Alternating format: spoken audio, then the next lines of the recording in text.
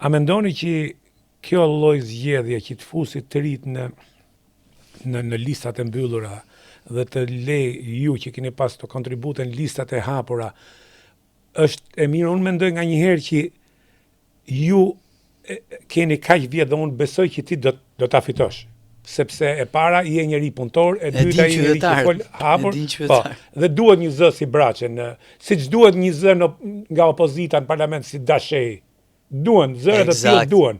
Sepse një nga zërat më racional që unë kam dëgjuar në parlamentin e Shqipërisë. Lajm. Dhe tani unë po ju pyes një pyetje që kanë bërë gjithë, ja kanë bërë dhe Dashejt, me që ra fjala ja kanë bërë edhe këtij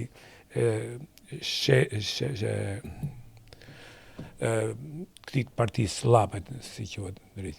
Ndes. Endri Shabanit.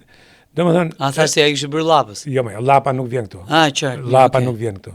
Nuk vjen, nuk do të flas fare për të fare. Fare, një megaloman që do të shihni se do të përfundoj shumë shpejt. Pra, opozita pretendon se është një parti e djathtë dhe konservatore, nacionaliste, sovraniste, për familje dhe për fenë. A mendoni që ka të djathtë në Shqipëri dhe a mund të jetë sovraniste një parti që bëhet byth e brek me Fredis Beleris dhe është gati të shes det e tokë për Shqipërinë? Për Shqipërisë. Jo, nuk ka. Po, unë kam parë të djathtë në parlament. Dashi është një nga të djathtët, të themi puro, në parlamentin e Shqipërisë. Bamir Topi gjithashtu ka qenë parlament, ka qenë presidenti i vendit, është një djathtë.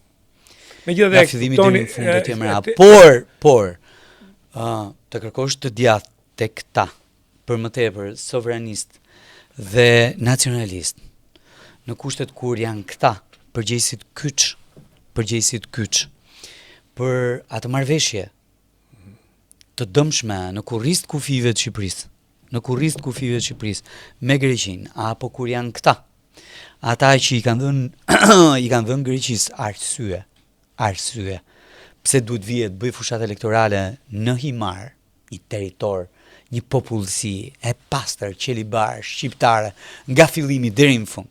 Madje e lasht si e tillë, si shqiptare. Janë malsor. E lasht si e tillë si shqiptare.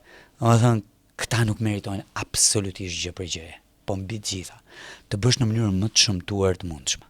Aty bashk, Fredi Beleri, edhe të zgjedhurit e tij, me shqiptar të çamërisë, është një perversitet ordinar që nuk meriton, ose më mirë me thënë, nuk meriton respekt, po meriton një ndëshkim shëmbullor me votë.